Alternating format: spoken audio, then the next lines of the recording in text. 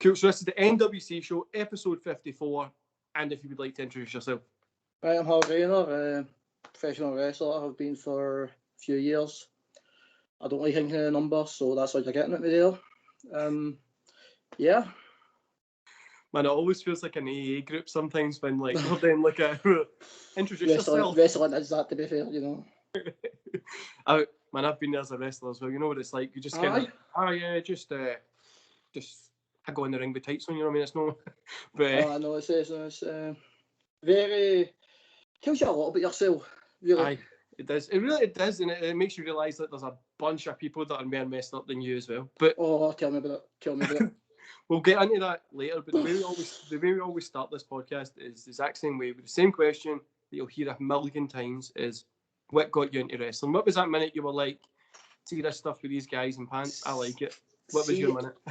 Everybody's always got an answer for that, and I'm always sat there like, how can you remember this?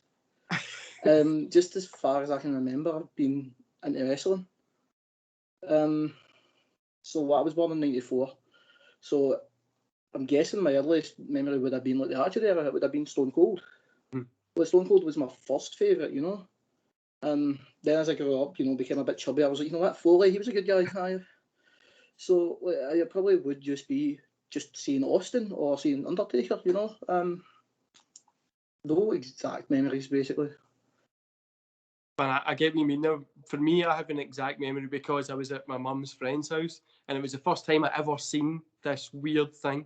Was just like, because my mum never let me, even when I was doing wrestling, I had to lie that I was working in a shop when I was going to do training and working and stuff, because she was pure like, you never do this. And I was like, I lied and stuff like that. But which, looking back, you're like, probably shouldn't have done that. You know, it's a wee bit weird, but that's how I know what my memory is. But I get what you mean when people are like, it was this match on this date, and you're like, calm down.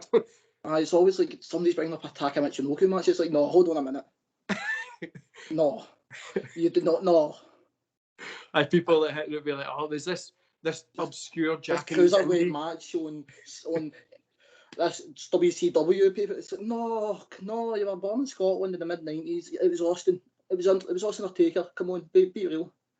Man, my earliest like memory of being balls deep in wrestling was King of the Ring '99. I got the VHS for the Forge in Glasgow. Right. A couple of WCWs. They're terrible pay-per-views. In that King of the Ring's no good, and WCW '99 was 99. What was 99? That was for. Was it 2000? Was Foley Rock, or was that 99? I can't know. 99 King of the Ring was. Oh no, wait, McMahon, was he? Aye. McMahon, Vince and Shane versus Austin for control of the company. Yep. I love that show, even to this day, because I know everything that happens on it. It was just, I just love it. But it's not the best show or anything like that. It's just. I see you going back watching late 90s like pay-per-views. You've got a couple of good matches on them, and then the rest of the matches are, you know what, they were good for their time. Let's go with that. It's so weird. I always say like it's so good that they were so over, right? They were just, everybody loved them. Everybody was over back then. But then now they have better workers, but it's so much harder to get people over. This is the most talent-filled wrestling has ever been. Definitely. But there's nobody like Austin now. There's nobody like Rock. There's no Foley. There's no Taker. It's weird. I think most people's view in wrestling has changed to more of an in-ring ability perspective. Whereas back in the 90s, it was just, oh, this guy's cool as hell. I fucking love this guy. Yes. That's it, Steve, battle your boss. Yes. Man, I think that's a weird thing as well now, is like you say, is everything's like how good they are in ring, but like that's only one perspective to being a wrestler. When you go to wrestling training, important part of wrestling. Like you learn literally your character, your look, how you walk, talk, breathe, ruin your fans, people that are there. It's a whole atmosphere, which Austin wasn't the best in the ring, but he had tons of all the other stuff which made him great. Aye, that man done 3 moves and was the most over person on the planet. Like Goldberg done what, 2 moves? You look at Nash as well, but he literally says he 5 moves, one of them was a hair flick. If you can get away with it and get paid millions for it, do it. That's living the dream. Half-ass everything. Well, no half-ass. Make it look good and also put your 5 in. That's you up the road. See you later. Exactly. That's living the dream, man. But I think people overcomplicated wrestling, especially just now with everything. You've got AEW, WWE. People like comparing like ROH to WWE, and it's like that's not going to happen. Like WWE's like a different universe than like they've got their brand of wrestling down to an art at this point. aye, and that's the brand that makes the most amount of money. People might not like it, that's fine, but that one makes millions and millions a year. I'll be out flying for a show, and if I mention wrestling, it's like, oh, is that like the WWE? Like, wrestling is WWE, and WWE is wrestling. Like, there's no other way to put it at this point. It's a monolith. Definitely, man. And see as well, it's obviously there's thing that the day up there they've got NXT, which is the kind of indie style stuff to keep wrestling fans happy. They've got Raw, which I don't know anybody who stays happy. I can't sit through 3 years. I can't do that. They've got SmackDown, who's got probably the most over guy in wrestling at the minute, Roman Reigns, which is rightfully so, especially after the way he's been treated, guys. I love how when people are like, oh, he's in the back, like when you hear the stories and dirt sheets, like in the back, he's being like a bit of a dick. And it's like, deserve to be a dick? I'd be a dick if I was getting paid the amount that he's getting paid and knowing that I'm the best in the company to know. Well, even, I've genuinely, I've been on in Roman since his debut. I've genuinely loved the guy since then, and the way he was treated years ago was just absolute pish. Like, the fans don't know what they want. He's such a natural heel, but that's the thing as well. Like, I liked him from day one. Like, when he was his face, like his pure happy-go-lucky gimmick guy, he was his gimmick was terrible, but I always thought he was cool in ring. Like, he has the look, and I was like, take the body armor off and that and let him go. He's a modern example of know how to do it. Aye. Like, he got over for what, wanking his arm, punching the gun. Oh, you know what I mean? Like, man, it's such a weird. I always keep saying to people, we're in a transition period between people being like, oh, it's all about the in-ring stuff and that, to then there'll be like a star that maybe comes here or there, but you can't predict it because wrestling's unpredictable. Roman's probably going to be, he's the next big star, the next kind of John Cena gimmick. No, that's the thing. I think there's got to be another Cena, no, for a while. Cena is, you just look at Cena, he is, you picture a wrestler and it's Cena. Built like an absolute shit brick house. Maybe the nicest guy alive. The man went out his way to a Mandarin just to connect with fans, just to help the company more abroad. He's a prototypical wrestler, isn't he? The prototype. Definitely, man. Then you've got like people like Lesnar and that, and it's that. Well, it transcends it. Early 2000 period, and then it just kind of dies off. Like there's been, obviously you've got like Punk and stuff like that, but Punk CM Punk's never going to be as big as like a Lesnar or a John Cena, Randy Orton, Triple H. Like and people can say it's because the company got behind them, whatever. Doesn't matter. I don't think people can say that they didn't get behind Punk. Like, I wasn't getting main events, granted, but they brought back ice cream bars. They did that. They gave him was it 434-day title reign? I think so. They go behind him. I just think it's a weird, like, there's no been a big star in wrestling that makes people want to sit down and watch it. The last one's probably been Cena, that's made why people sit down and watch it. I genuinely think Bianca Belair has that potential. I'd say Becky. Becky is actually another one that has the star quality. Like she is like, she's probably the most of Cena nowadays, because she does make people pay attention. Definitely. I had the same thoughts with Rhea Ripley as well. She's got like that kind of attitude stuff, but they've messed up her reign so much just now. Like, she's what, 24, 25? Like, but it's that kind of first taste in your mouth as well. Like that reign has just been. I done a video on it, and it was like how many people. So it was like, she said, well, news on Monday there. She said 11 matches, 9 of them have been against the same. Have included Asuka or Charlotte in there, and then 2 of them was a 2-minute match, and 1 against Natalya because that was just there. But like, it's like, that's not really a good reign. Like, she should be getting wins every single. If it's every week or every other week, she should be the champion. She is the best in the company, but you just don't get that feeling, which I feel hurts it. That's what I was talking about in my video. I did get some heat for it, but I can see it. That makes sense, but then you've also got to look at the women's roster depleted as hell in it for some reason. I know it's because on Raw, what you've got Rhea, Asuka, Charlotte, Natalia, Shayna, and Alexa are doing their own thing there, so they can't really get involved. Do you want Nia versus Rhea? It's a quick 2-minute match. Get her to beat her, put her over. She beats the bigger woman. There you and go. Then Nikki and the obviously Viper. That's a bit all I can think of on the Raw Women's brand. So it's well Mandy as well, but she's away to NXT now, isn't she? So the way I was talking about it when I talk about this kind of stuff is get rid of the 2 belts, just have one, because that Rhea Ripley versus Bianca Belair would be an insane match to crown the first unified women's title match or whatever you want to call it, and then get rid of the tag belts and bring back a women's intercontinental title or a European championship so the women can fight for that one, and it builds up that roster, get more people in there, get them, make more stars, because the tag belts are just tying too many people up for no reason. The tag belts barely exist. That's what I was like, just send them away. But they always get women involved in tag teams just to break up, just for a feud for the title and then break up. So I don't know why they exist. No, I've no problem with them existing, but if this is the effort they're putting in, I don't see the point in them existing.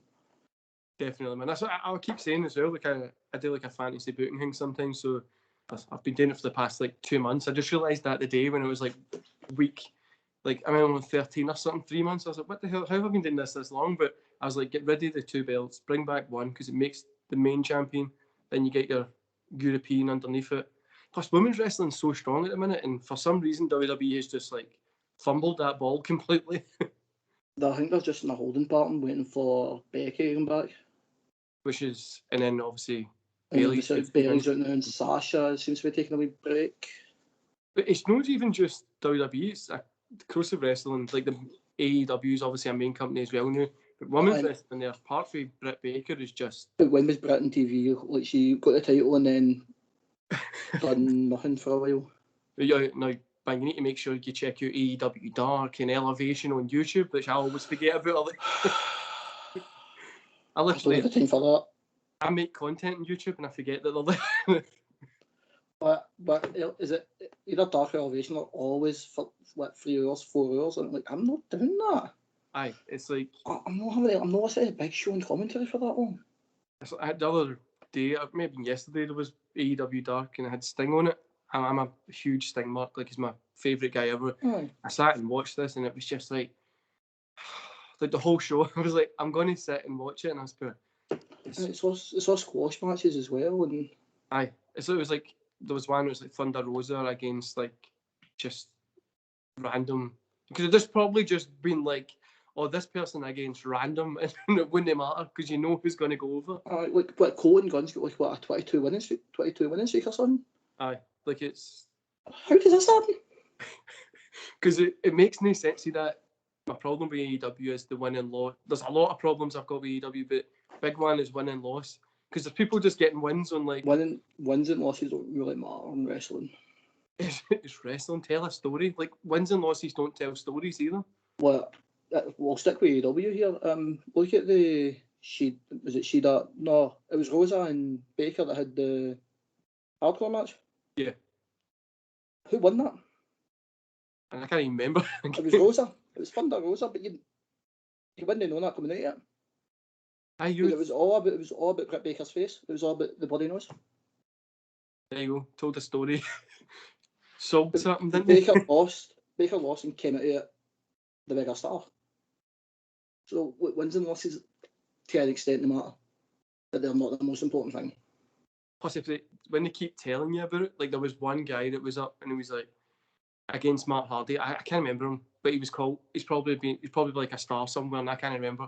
But it was on the AEW Dark Elevation. It was he's won 2 matches or 1 match this year, and it was 22.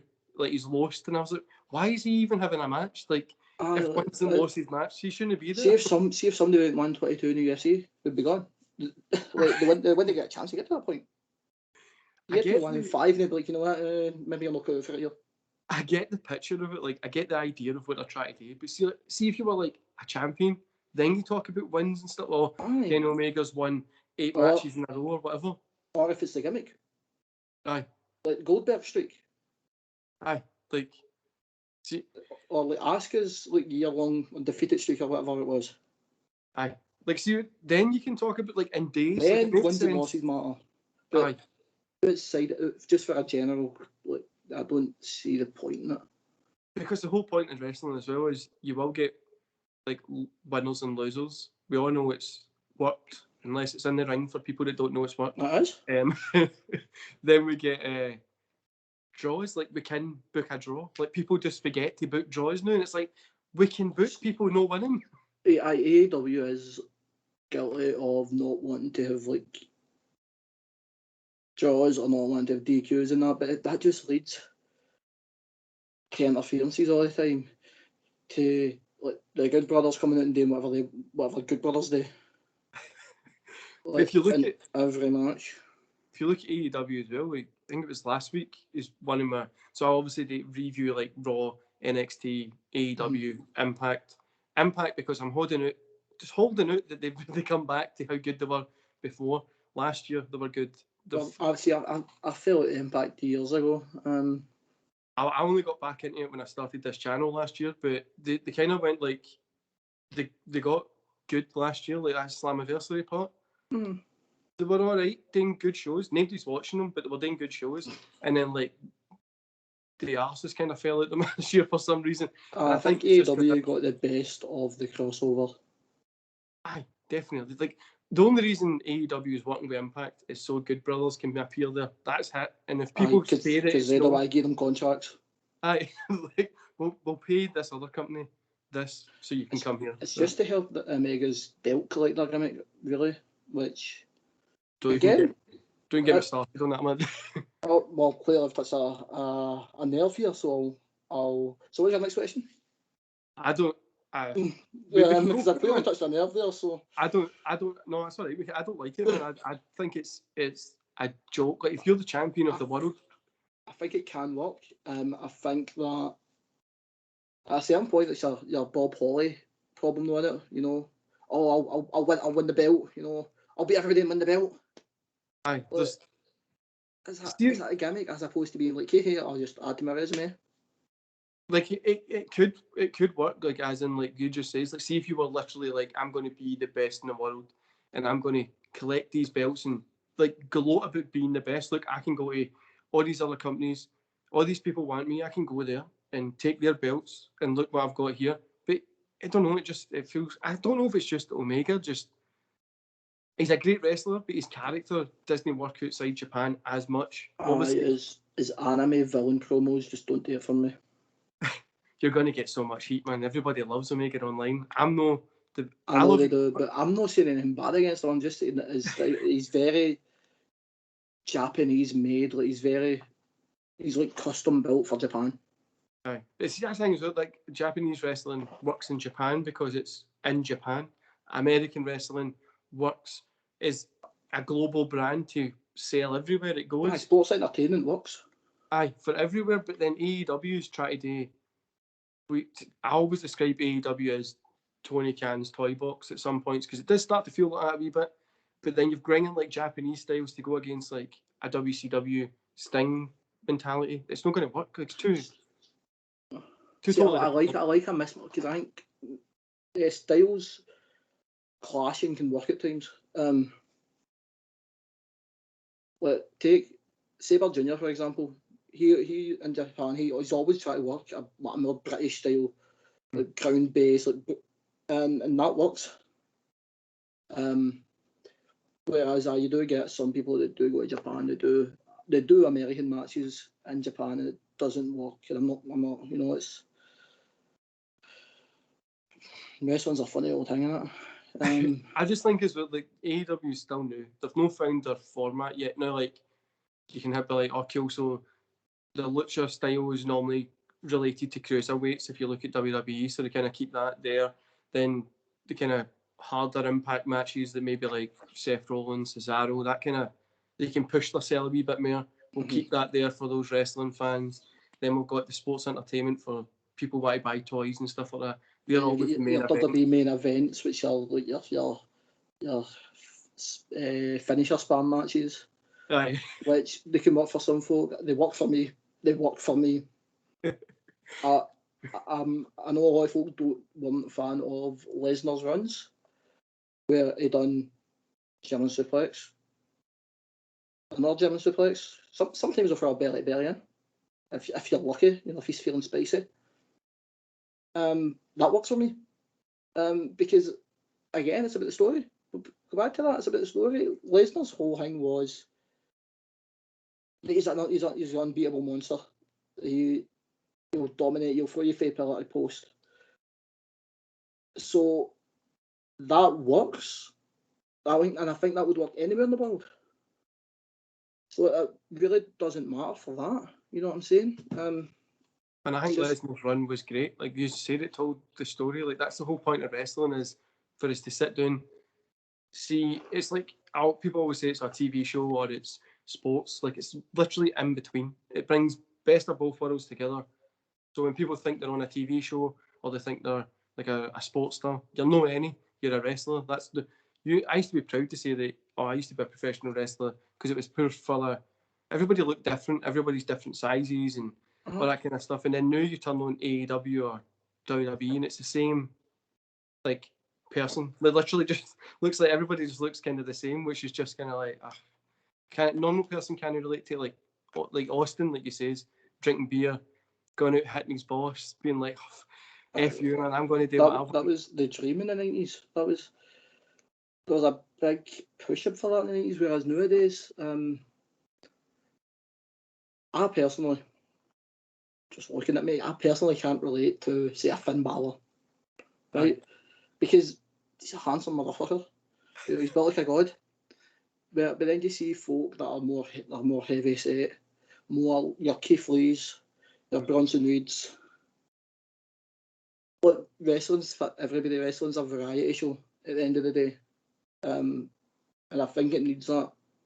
Everybody should still at the end of the day look acceptable, look as if, you know what I mean.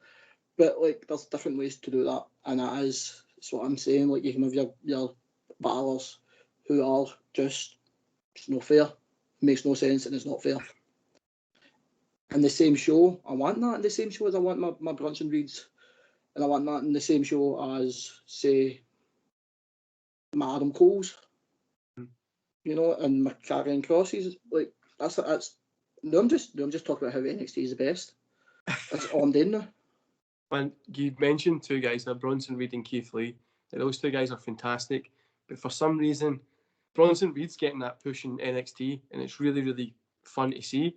But Keith Lee, obviously injured or whatever is going on. There's something going on with him, and it's one of those you don't want to speculate about because he's been a bit. And it's just like, but even before with WWE, before he left, it just felt like they were kind of going like, oh, we'll just put him out there to face this guy. And it's like, you've got this insanely talented guy that could take this company for the next 10 years. And he's just kind of a dilly-dallying with him. You know, you had they debuted him with Randy Orton. Well, but that's like, I feel Orton at this point is just there just to kind of go up against whoever. Orton's just getting his paycheck, and he's just. Orton's one of the best of all time, and I'll fight people like that. I agree with you, man. I was a huge Orton mark when I was younger. I actually met him to get something signed. Aye. And I always tell the story about I went to meet the Hardys when I was a wee boy to get something signed, and Mark Hardy was the only one that turned up. Jeff Hardy wasn't there. I wonder why. And I was gutted. I literally was like, because he was my favourite guy, but I was like, Jeff Hardy is, you know, whenever I match with Lassie and Tinder, right, and I mention the wrestling, it's always Jeff Hardy that's their favourite. Jeff Hardy, he was an enigma. He had such a connection with people, especially women, especially girls. And it's something that I never quite comprehended until recently. Until all the lassies in the Tinder saying, "Oh, Jeff Hardy's my favourite." I'm like, well, why did I not guess that? Man, Jeff is it's so weird. Like, he's so over, and he was so good. Yeah, he's still good now, but he was like really good years ago, better obviously than what he is now because he's a bit older. But he was so good. He was so over, and he just made those like mistakes. He's the only person in the WWE that I've seen work a crowd like it's a family show. You know, walk about clapping his hands for the crowd. He's the only person I've seen doing that when WWE were the Hydro, and it's just amazing to see that man gets the crowd because he just doesn't care. Because he's just walking about going, "Come on, guys." He's the only person there doing it. It's fantastic to see him work as well because he's just, like you said, he doesn't care. Like, he's just there to put on a show and go back up the road, which is, in a way, what wrestling is meant to be. Like, it's meant to be put on a good show, tell a story, make people connect with you, leave them happy. That's what you're meant to do. But for some reason, wrestling at the minute, for me personally, feels like it's failing to kind of do that at the end. I'm thinking with the crowds coming back, things will get a bit better. Because I can only imagine how hard it is to actually work a crowd. It's not there. I hope it's going to be better because I don't know if Raw will be, because I think they'll need to cut the hour. They'll need to do something with that. Like, there's no chance of losing that third hour when the money that's involved in that third hour. Of course, no. Business-wise, you're not going to cut that third hour. But you could just put, I would do 2 hours of like. Well, do they not used to make the third hour 205 Live? Did they not do that a couple of times? I think so, aye. Well, 205 Live barely exists anymore. They let everybody go in it, didn't they? Only like 2 people in it. Aye. So I don't. Well, they've been using it. They used a lot of NXT talents for it. The past few months. So they had that. Was it Odyssey Jones? Aye. The big heavy boy on it. So, I think that was just for the breakout, wasn't it? That was. So I don't know what they're doing with 205 Live. But that was a bit weird, wasn't it? Because 205 Live's meant to be like the cruiserweight kind of thing, and then it was like, oh, here's this big guy, and you're like, what? Well, I think that might match up with my idea for like a 505 Live. Which is wrestling. It is wrestling, but the Arctic Monkeys played during the entire time. Well, it could work. If it makes money, it makes money. Yeah, it's just Arctic Monkeys song 505 the entire time. I don't think I would tune into that. I'm not going to lie. That was why Arctic Monkeys were good. That was in their second album, which was probably their best. So I think it would work. If you've ever been in Glasgow, Firewater has put Arctic Monkeys into a weird position for me. Like, I can't listen to them because I've not been to Firewater. I'm a catty man. I've had a good few nights in there, man. I'll tell you about them another time because I have here. I don't want to bury myself on there than I normally do. See, I'm a catty man, but I listen to rap, so I'm just always up in the Jaeger bar part. Like, just get away from me. I'm just going to be here vibing it. I just go anywhere. If people don't know what catty is, it's pretty much just. I forgot this is not just Glaswegian. 3 so stories. Probably have a difficulty understanding me. So there's that. Explain catty because it needs explaining. How do you actually start? It's like a metal nightclub that's got a wee that also does like pop punk, but also has a bit for rap, but it's all on 3 different levels, and the stairs are the most dangerous place in Glasgow. Ice rink. If you're in there and you've never fell down these stairs, you're a liar. Aye. Just. Man, so what was the point you were like, you know what, I'm going to take these steps to go day wrestling? What was that point you were like, I'm going to take the steps to start training? It was literally I was in the local Witherspoons with Krieger. And he mentioned wrestling training in Airdrie. Mm-hmm. So it was like, do I go? And I was like, oh, fuck it, may as well. I like wrestling, so may as well do it. Fuck it, what's the worst can happen? So that was on the Sunday. I think we were on the Friday night. So we go over on the Sunday, and we were an hour early. So that was a good start. So it was literally just Krieger being like, yeah, there's wrestling training. And I was fuck it. Man, I've had Krieger on the podcast before. He was like, episode number 7, I think. So he was like really early in it. But it was funny. He's always fun to talk to. Oh, but, like, he's a lovely guy. See, I've known him since high school. Aye. He's a funny guy. What you see is what you get with him. Like, his character is no different to him. Man, I think, see, when you can do that, you just need to turn that character up like a wee mini bit. I think Tiger turns it down a wee bit, to be honest.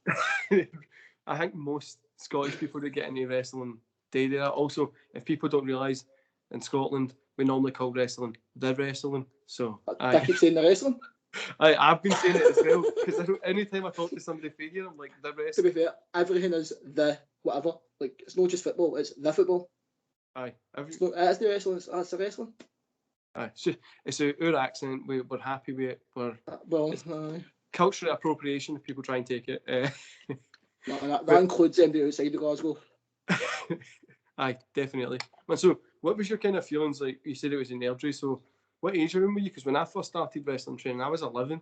Like, I was a child. Well, fuck me. Probably about 17, 18. So, for Scotland, I was really like... Aye, a bit older than me. I was 11, so like... Everybody in Scotland seems to start really early. Aye. So I was probably a late starter. I think it's better to start later, because I remember turning up, obviously lying to my ma to go to these training classes, but turning up, and then I'm like 11, and then these people are all like, I don't know, like 22, 23, 24, and I'm like an 11-year-old. But the good thing is it taught me like how to actually hit people. Socialising that as well, like, because I think that there's positives and negatives to starting earlier.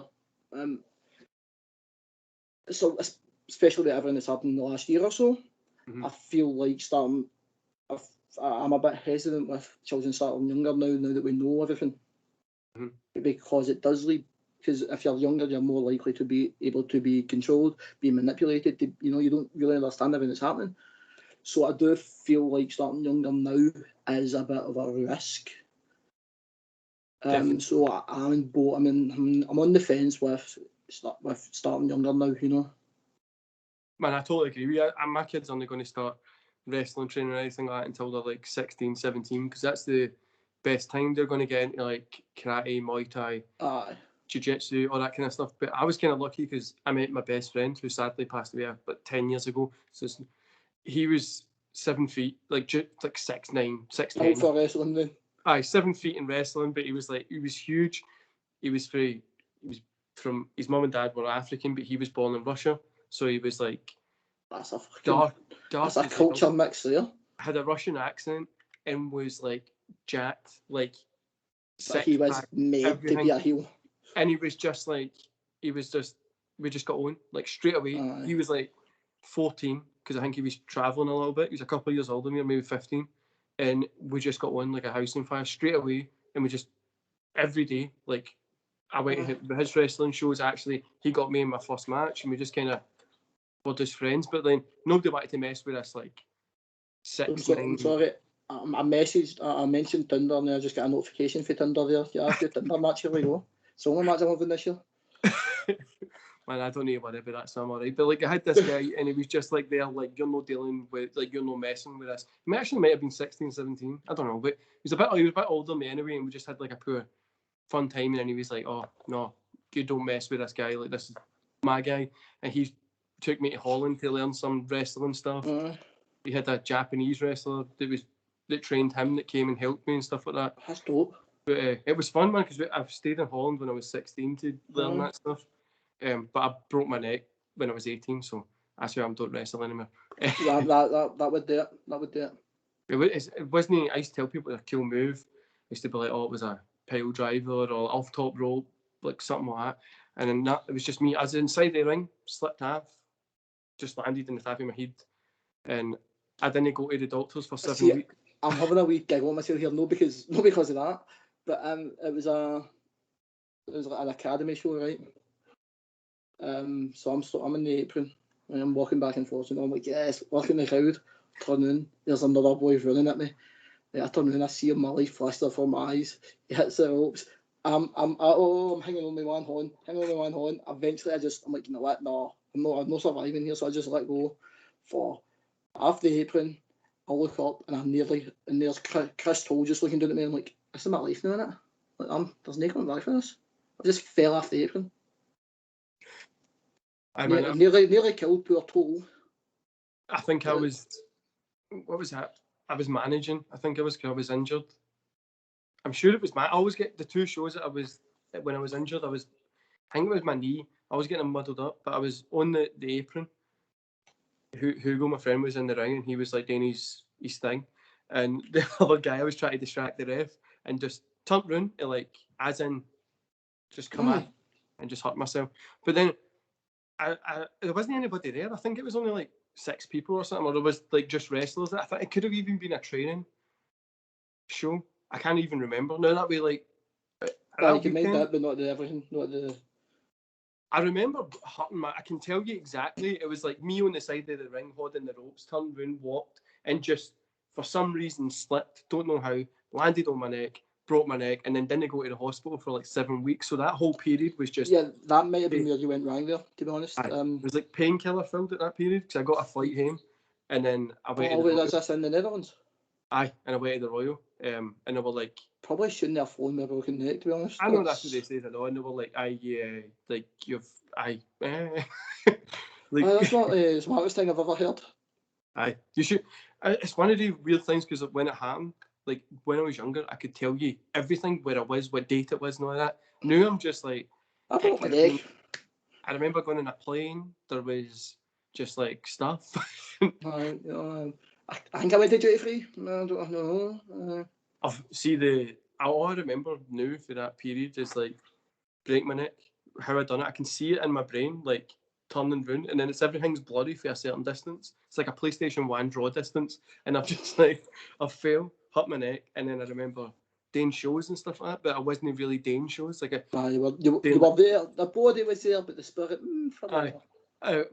My brain, I don't think was there. Plus, it was a lot of painkillers and other stuff at that point because I was like, I need something. But it's wrestling. There was other stuff involved. It didn't feel as sore as you think it would have been, but I think that could have probably been the other stuff. But that by other stuff, I obviously mean like Coca-Cola and brew and stuff like that. Of course, the sugar rush. Aye, definitely. So, man, we've obviously kind of touched on. I normally say like, what do you dislike and like about today's product? We've touched on that a bit. It's a bit samey at times, isn't it? Aye. What's something you like about it? For me, I would say how much it is, but then again, that's on the flip side. I dislike it because of how much it is.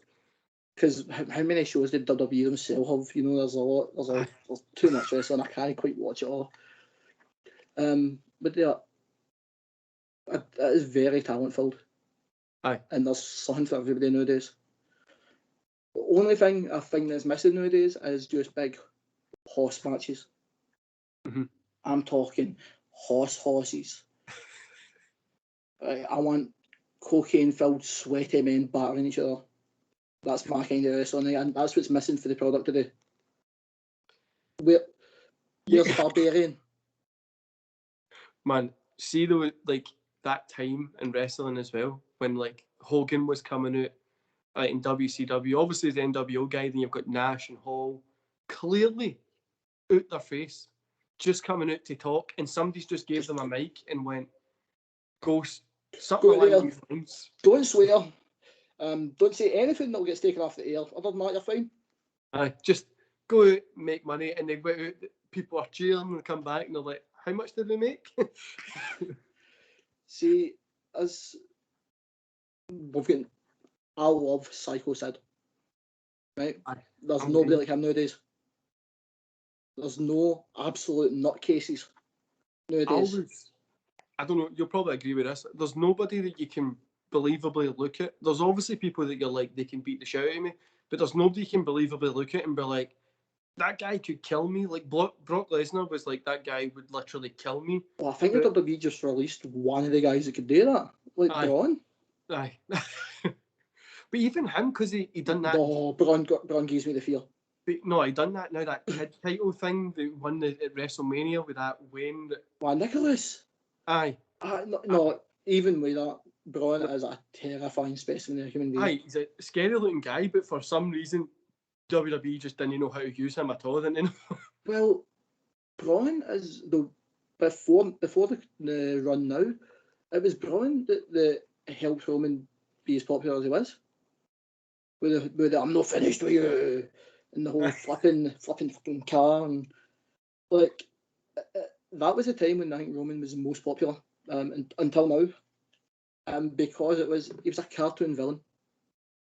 Definitely. He was pulling down the thing with the fucking hook. He was flipping production trucks, flipping ambulances. Yeah, he'll try to kill Roman. Aye.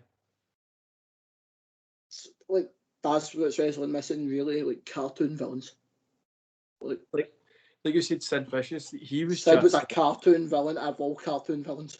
He was like, he was legitimately the scariest guy. Like Vader as well. Like you were like, even though Vader's wearing like a mask, and people would be like, oh, but people that wear masks don't look that cool. And it's like that guy would.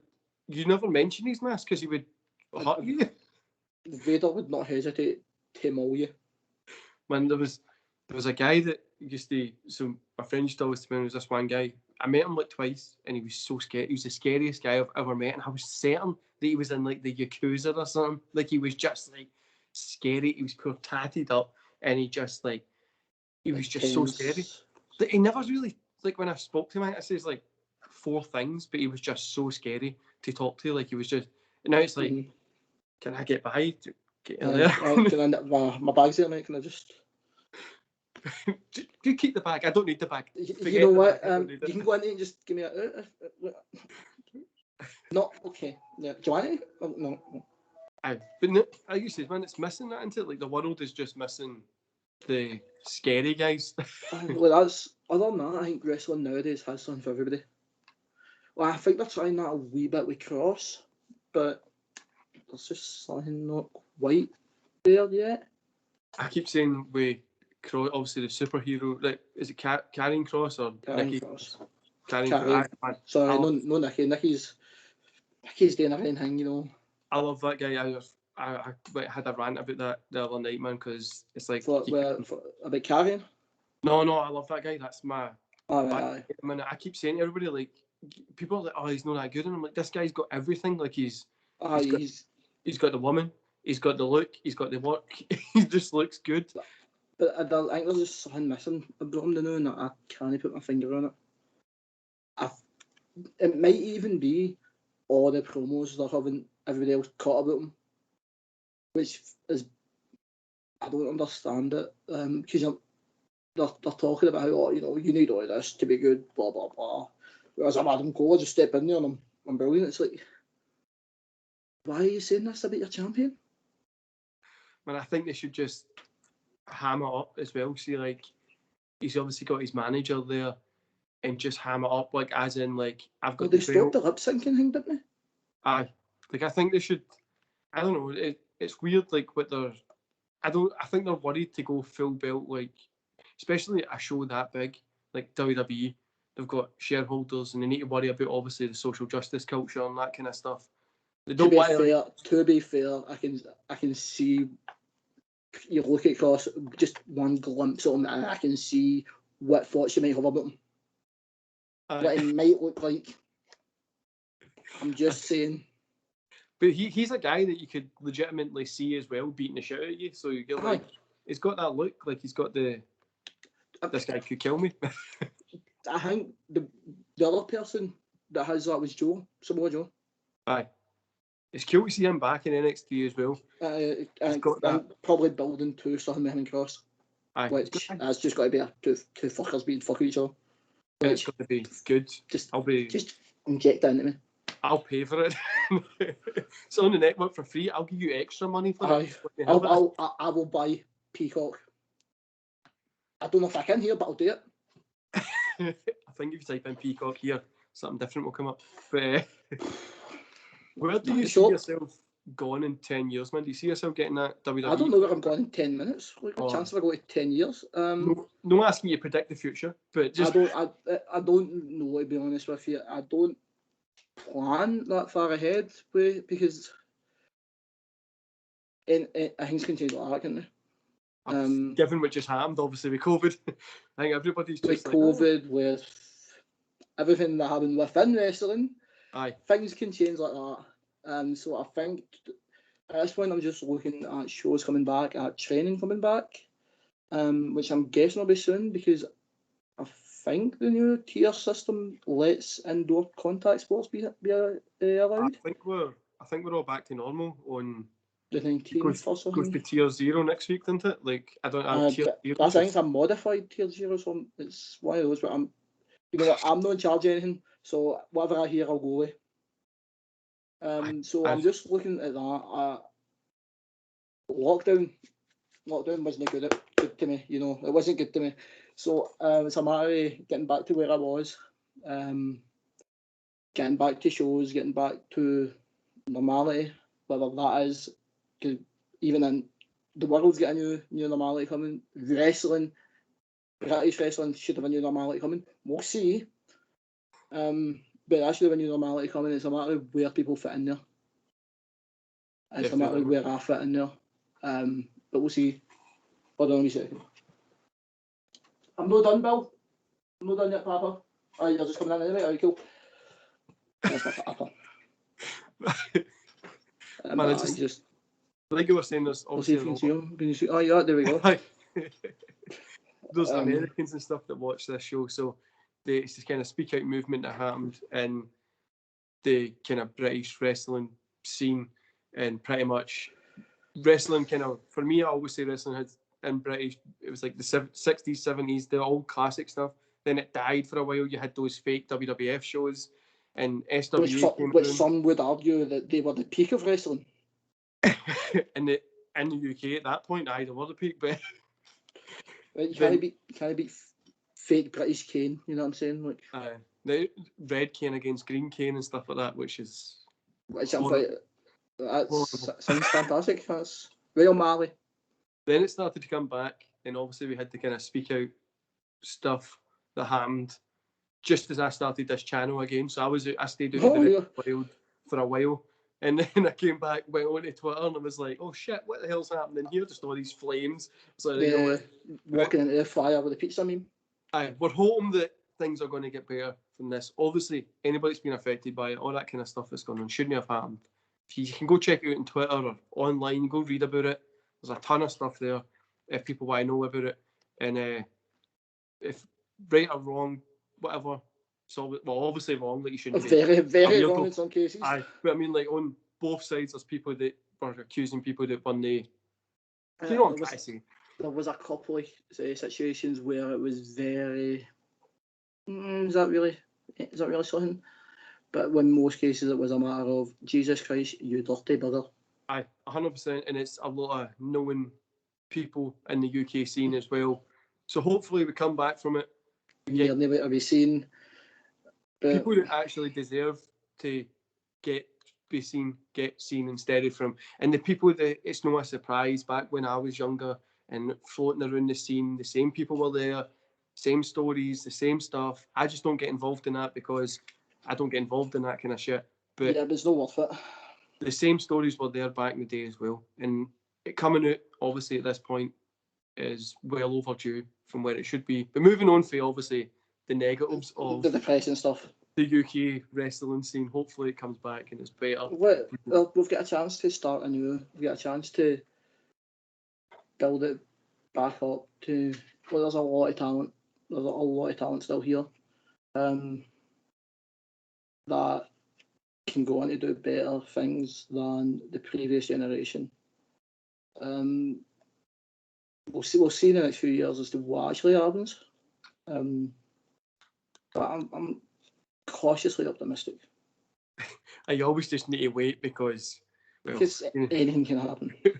when I was younger, and it was only really the SWA, ICW was still like just doing Mary Hill with like 10 people turning up. It wasn't anything. So it was really the SWA was the only show that you could go to. There was obviously caravan parks and stuff like that, but if you want to really be known, it was the SWA.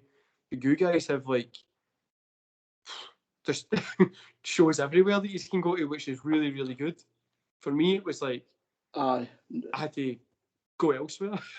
See, like nowadays there's a lot of opportunities, but now I feel like I need to be more cautious to looking into who exactly is running the show, because it could be MD at this point. I get what you say, man. I think it's so horrible that it's tainted such a good business. Like, I love wrestling, but when something like that happens and it taints like the business, you're just like, especially like UK, but British wrestling, it's just like it's a very close knit scene. It's a very close knit scene. Everybody knew everybody, and it was starting to come back better than ever. And then this happened, and it was like, oh shit, like fucking. British wrestling killed British wrestling better than WWE could have ever dreamed of. Aye, they done it themselves. They done NXT UK, and we're like, oh, thanks for the assistance, guys. Thanks for that. I know, like, we've never seen this happening, but cheers. We don't need to worry about it. But I know, man. I think it's for you guys as well. It's one of those. There's many opportunities, but you just have to be careful. There's more opportunities. But it allows anybody to spring up. Because there's a few shows that you hear about, and you're like, oh, really? There's a few shows out there that you know they're getting 2 or 3 people there, which, you know, everybody's got to start somewhere, but it's not that hard to promote a show and get at least 40 people there, you know.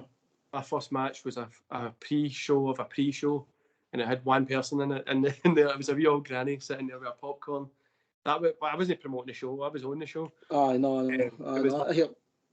That sounds like that. See that though? That sounds like a fun time.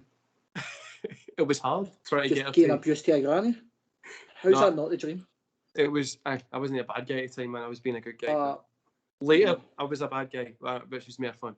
But coming up to the end of the podcast, man, about 3 questions that we always ask. 2 that I sent you, 1 that I don't, because I like to hear you hum and haw about it and call me names. I'm going to hum and haw about the other 2 as well, because I can't mind.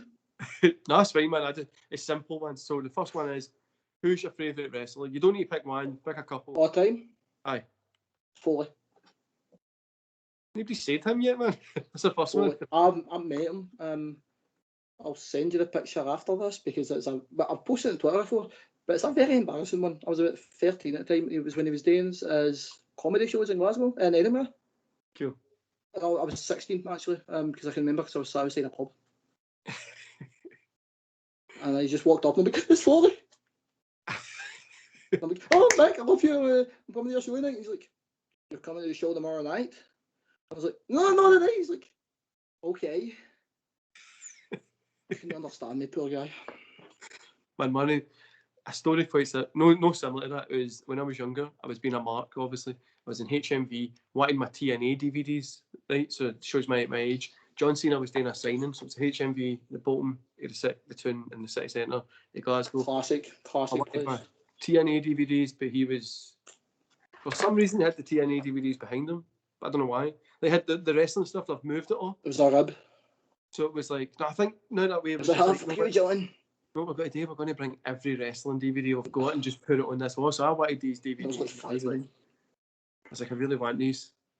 Like, I want them. And then I got them, and he was there, and he was like, you know, getting anything signed? I was like, no. And then it was like, he was like, oh, wait a minute, and gave me a sign thing, which I don't have it anymore. I thought I still had it. I gave it to this lassie when I was in school. And that was my first girlfriend ever. First wink. It was and I messaged them on Twitter. I was like, look, mate, I need to just reach out to you to thank you for this. You started a whole for the help. Because I was like, if this guy can do this, like, for wrestling, I need to go balls deep into wrestling. This is insane. And he followed me back, and that made my day. I was like, this is. I know he follows like hundreds of thousands of people, but still. I might be the only person who doesn't follow at this point. Still makes my day. I was personally happy with it. Still a good thing. It's still good to see, John Cena's followed you.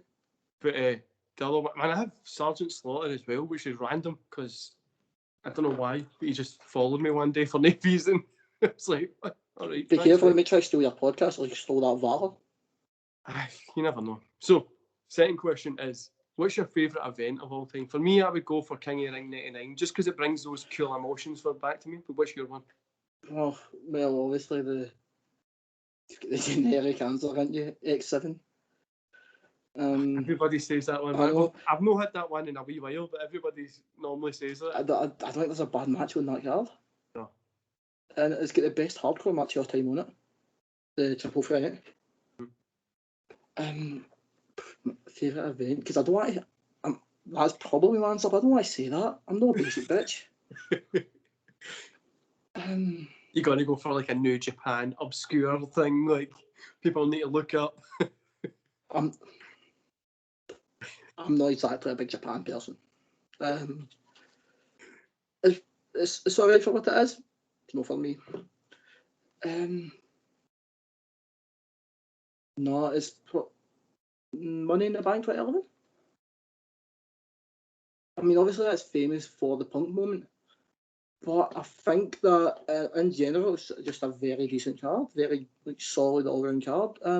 The SmackDown Money in the Bank match was class. Don't get me wrong, it's a lot of names that are like, oh, you existed. But like, it's a very, very solid card. Might be that actually. See the latter X7, but X7's a bit chancellor, so. Oh wait, what the phone? Rumble 01.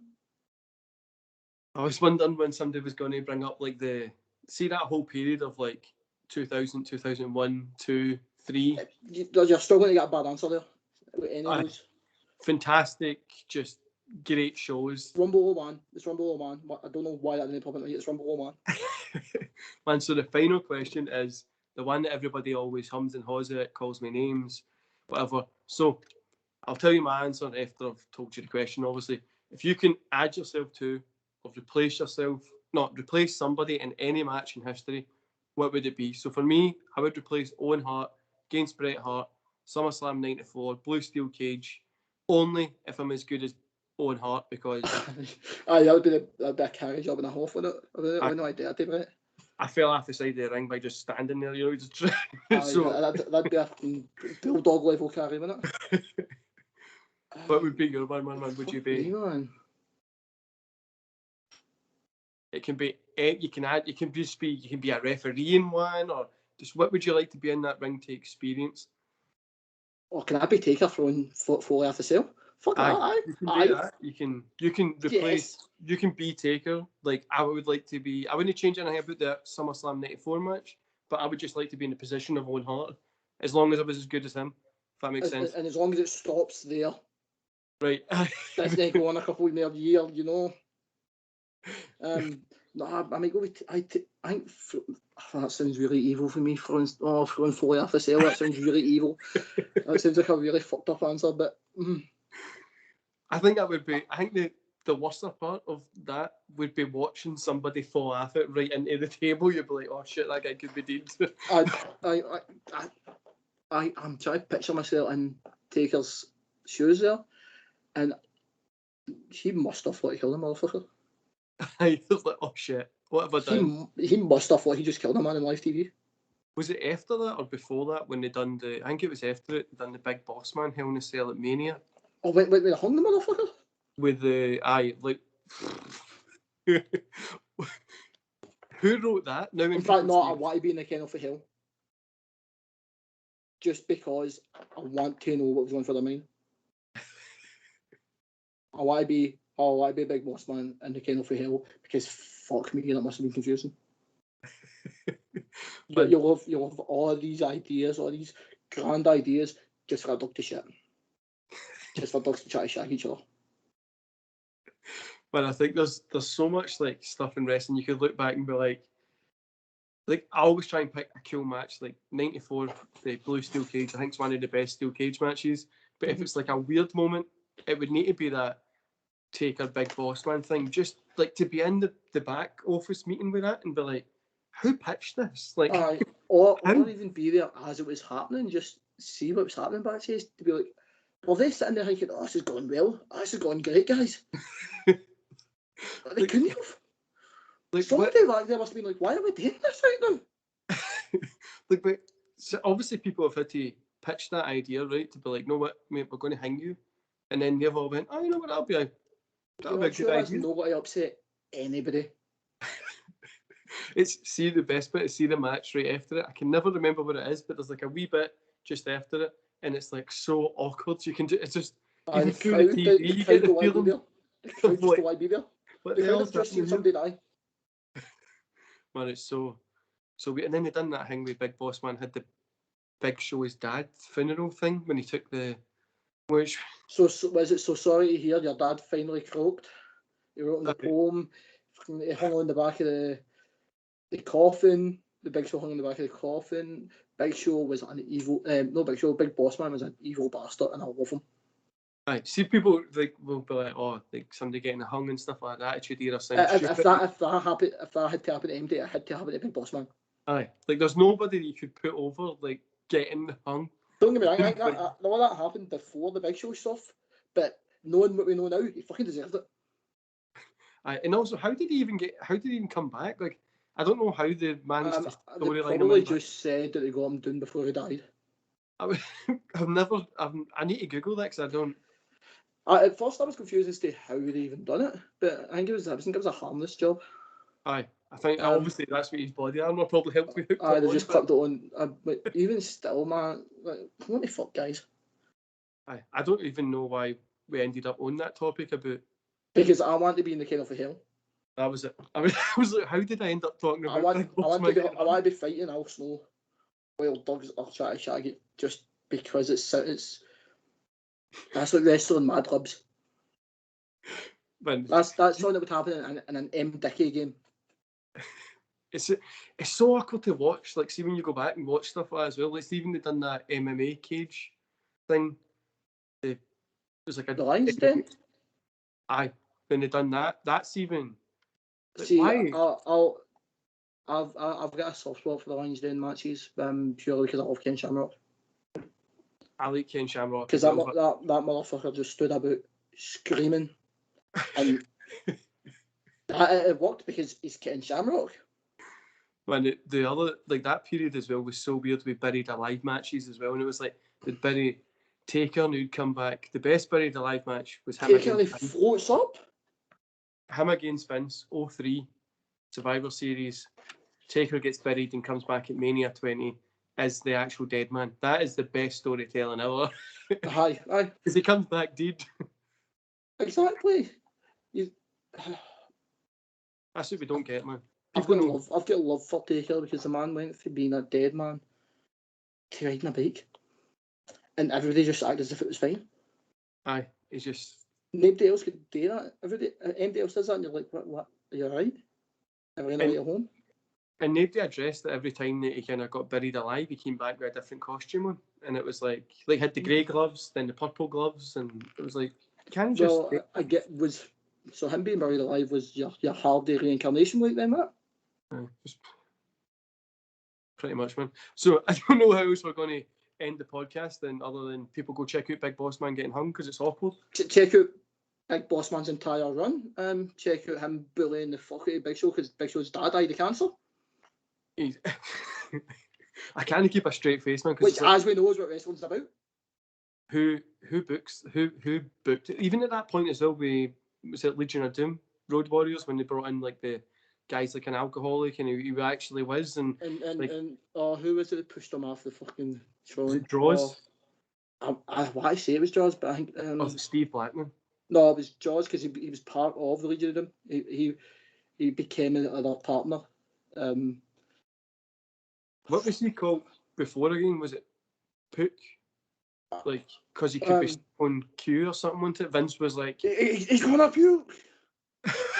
Oh man, it's pure make me feel awkward thinking about it. Is it him that also?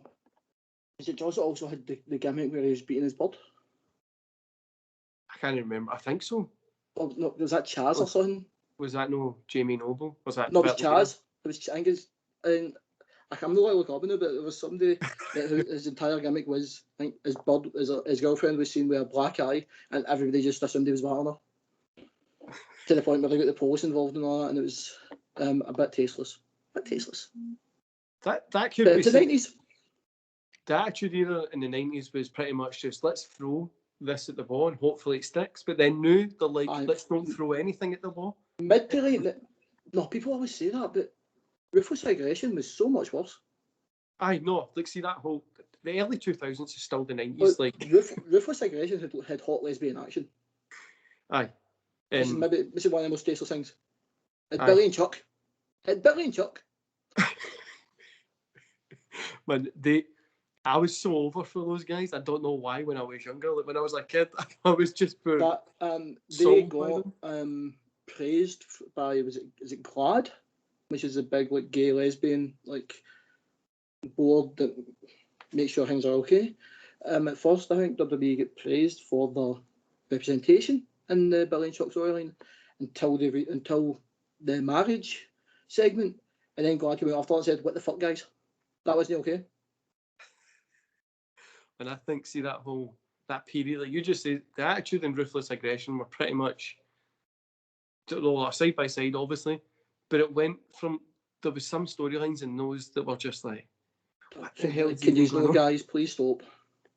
But you had such good matches and stuff as well, which hurt it. See, it was a Russo thing of everybody's trying to do, like everybody's doing something.